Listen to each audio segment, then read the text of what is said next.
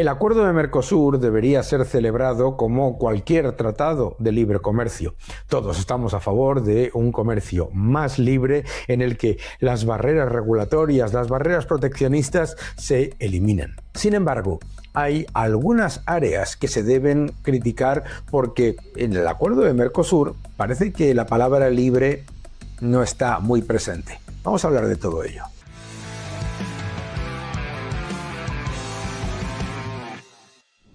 El acuerdo de Mercosur ha llevado más de 25 años en firmarse. Se ha tardado más de 25 años en firmar el acuerdo. El acuerdo parecía completamente frenado por dos factores que son importantes a la hora de hablar de libre comercio. Primer factor, y muy relevante, una de las economías más proteccionistas del mundo es Brasil. Vamos a ver la lista.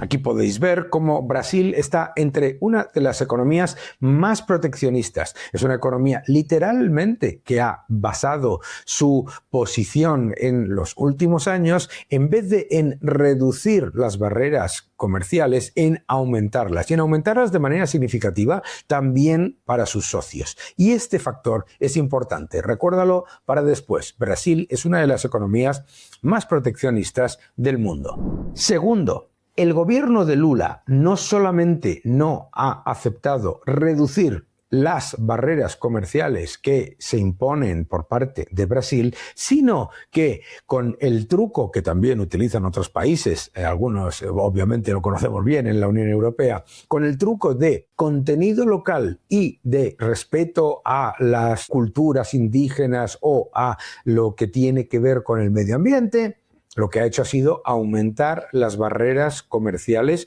de manera muy significativa. Barreras arancelarias y no arancelarias. Primer elemento de alarma en el acuerdo de Mercosur. Se ha centrado todo en la parte arancelaria, pero no en las barreras no arancelarias. Tenéis un montón de vídeos en los que yo he hablado sobre el comercio con Estados Unidos, etcétera, etcétera, la importancia de esas barreras, porque puedes tener una economía que tiene relativamente pocos aranceles, caso de China, y a la vez una gigantesca cantidad de barreras al comercio que no están metidas dentro de los aranceles, sino que son legales, regulatorias, seguridad jurídica, seguridad inversora, restricciones y exigencias que van por fuera de lo fundamentalmente pecuniario. Y ahí es donde hay un problema en el análisis sobre los niveles de libre comercio, etcétera. Por eso, una de las cosas que decía el presidente Milei a la hora de defender una revisión de lo que es el sistema que se estaba haciendo para negociar el Mercosur es no convertirlo en algo monolítico que se aprobase directamente y que por lo tanto no tuviese la capacidad de las naciones que van tomando medidas más libres de beneficiarse y de beneficiar a sus ciudadanos y a los ciudadanos del mundo. La otra parte que es importante tener en cuenta es por qué ha estado frenado durante 25 años. Entre otras cosas, porque agricultores y ganaderos de toda Europa se quejaban de varios factores, ¿no? Se quejaban, número uno, del factor de la enorme cantidad de barreras y de limitaciones y de exigencias y de asfixia regulatoria, fiscal, etcétera, que sufren los agricultores y ganaderos de nuestra Unión Europea, y a la vez que se le fuesen a dar todo tipo de facilidades a los productores de los mismos bienes en los países del Mercosur. Eso, obviamente, añadido a la posición de lo que ha sido Francia, que ha sido una posición muy dura. Bien, ¿qué es lo que ha ocurrido en ese sentido? Lo que ocurre, por ejemplo, es esto que es bastante visual, ¿no? A los agricultores de Europa se le ponen toda una cantidad de regulaciones y de exigencias con respecto a los fitosanitarios, con respecto a química, con respecto a toda una serie de insecticidas, pesticidas, etcétera, etcétera, que a los países del Mercosur no se le ponen. Y eso es una gigantesca barrera que hace muy difícil para los ganaderos, para los agricultores, para los que tienen una pequeña explotación en Europa, competir en igualdad de condiciones, que es de lo que se trata el libre comercio. Claro, mucha gente inmediatamente dice, hombre, pero es que es proteccionista evitar el libre comercio, ¿no? Lo que está pidiendo la ganadería y la agricultura de los países de la Unión Europea es que no se le ponga la bota en el cuello a ellos y se le den todo tipo de facilidades a Marruecos, a Sudáfrica, etcétera, ¿verdad? Yo creo que es lo lógico, ¿no? Es decir, si la Unión Europea está por el libre comercio, lo que tiene que hacer es levantarle la bota regulatoria y legislativa que le está imponiendo a sus agricultores, igualmente que no se la impone a los de los países del Mercosur. ¿Cuál es el problema? El problema es que este tratado de libre comercio, que sería ampliamente defendible, incluso con pequeñas cosas en las que podíamos criticar, no se elimina nada de eso que se llama el CBAM. ¿Qué es el CBAM? A ver, el CBAM es un sistema que ha implementado la Unión Europea y que se pone en marcha en 2026, por el cual se le van a cargar impuestos a toda la cadena de carbón de los países que nos traigan productos. ¿Eso qué significa? Eso significa que cuando la Unión Europea vaya a importar acero, agricultura, etcétera, etcétera, de otros países, se le va a hacer una especie de cálculo de emisiones que obviamente se le pone como un arancel, ¿de acuerdo? El CBAM es una máquina proteccionista que ha sido ampliamente criticada por los parlamentarios europeos más liberales, etcétera, etcétera. Por lo tanto, ya vamos pergeñando cosas que le quitan potencial a un acuerdo de libre comercio y sobre todo empiezan a diluir la palabra libre. Le empieza a ser menos libre cuando se le está manteniendo todos los privilegios no considero privilegios, pero toda su capacidad de continuar siendo una de las economías más proteccionistas del mundo a Brasil. Adicionalmente, se le siguen poniendo todas las mismas barreras y todos los mismos requisitos a los agricultores europeos que están asfixiados y que ya no pueden más y que ya están sufriendo de ese tratamiento injusto con Marruecos, etcétera, y, por supuesto, se mantiene esa medida ultraproteccionista que es el CBAM, con la idea de explicarle a los agricultores que no se preocupen porque la bota que tienen ellos en el cuello se la van a poner a los demás.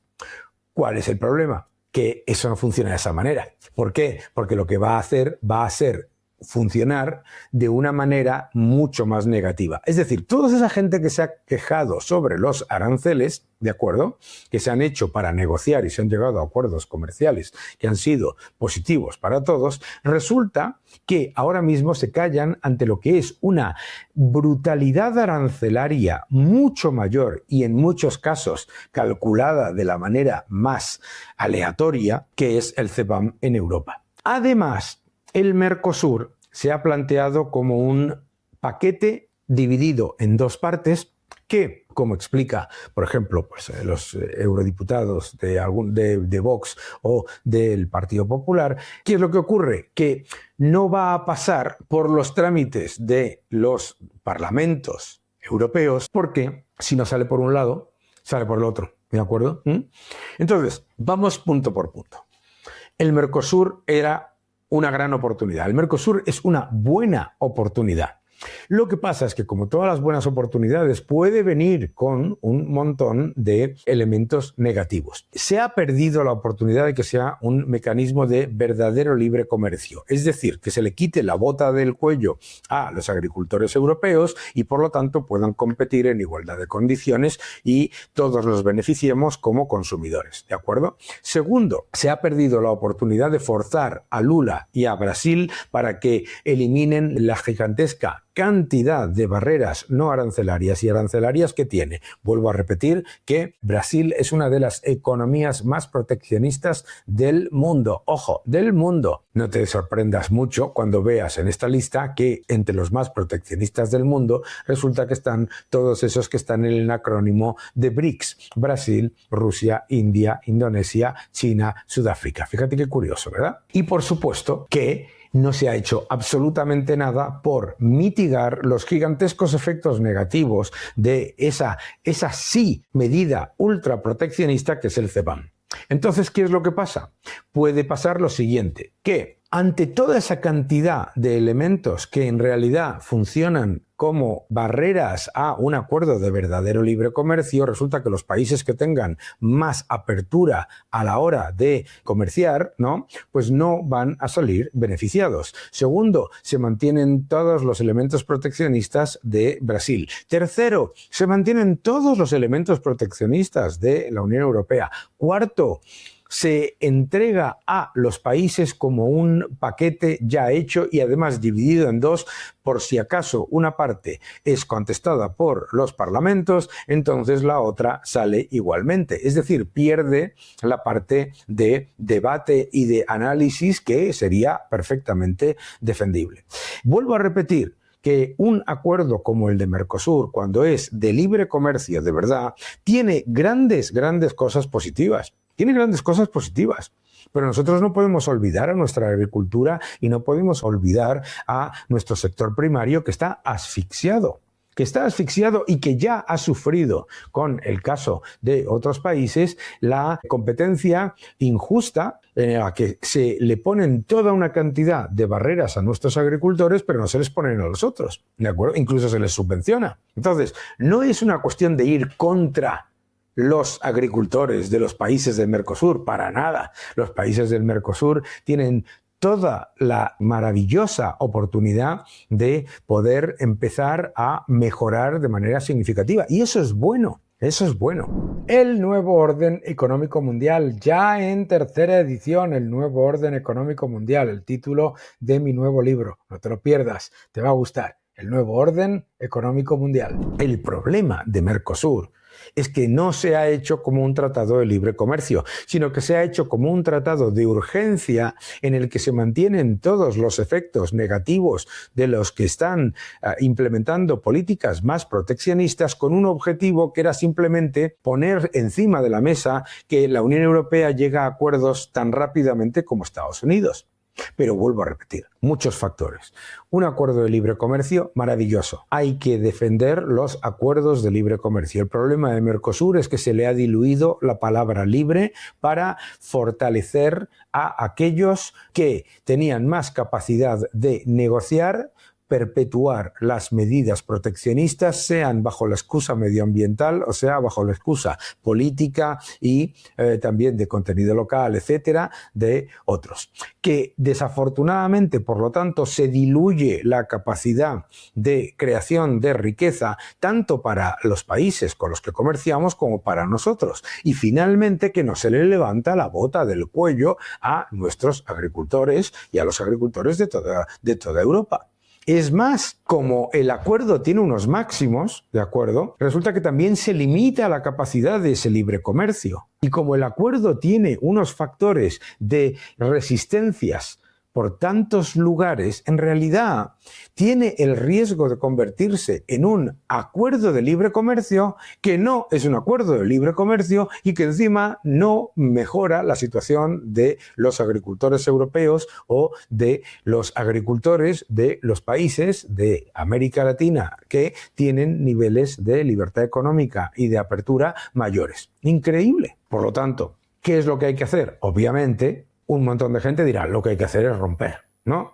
No, lo que hay que hacer es reformar, lo que hay que hacer es ir y dentro de la Unión Europea y desde los países más libres, Argentina, etcétera, de toda Hispanoamérica, lo que hay que hacer es fortalecer las partes que tienen de liberal, de liberación y de mejora del comercio libre y empezar a trabajar ya en el momento para liberar la bota del cuello de los agricultores que están asfixiados en cualquiera de los países, sea en Brasil o desde luego en la Unión Europea. Recuerda, Mercosur es una oportunidad, pero este Mercosur tiene muchísimo que debe analizarse y que debe mejorarse. Y no puede ser una excusa para que los agricultores de Europa sigan sufriendo una fiscalidad y una regulación completamente brutal y a la vez se le permita mantener todas